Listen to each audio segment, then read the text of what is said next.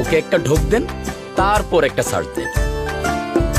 সম্প্রতি একটি কোমল পানীয় বিজ্ঞাপনে অংশ নিয়ে বিতর্কের মুখে পড়েন ব্যাচেলার পয়েন্ট খ্যাত অভিনেতা শিমুল শর্মা।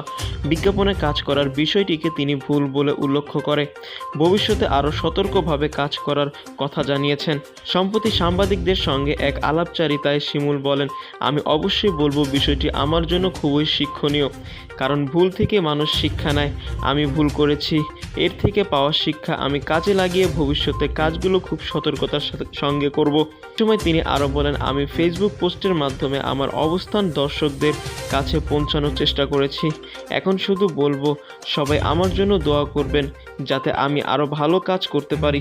ওই অনুষ্ঠানে পরিচালক কাজল আরফিন আমি তার ঈদের নাটক ফিমেল ফরজন দোয়া চান।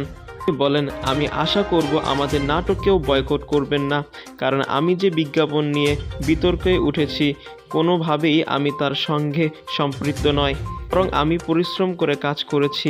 আমি বিশ্বাস করি পরিশ্রমের মূল্য আমি পাবো।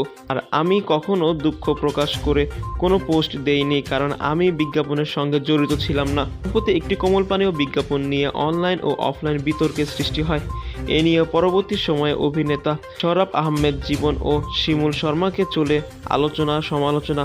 প্রেক্ষিতে এই দুই অভিনেতার দুঃখ প্রকাশ করে পোস্ট দিয়ে নিজেদের অবস্থান স্পষ্ট করেন।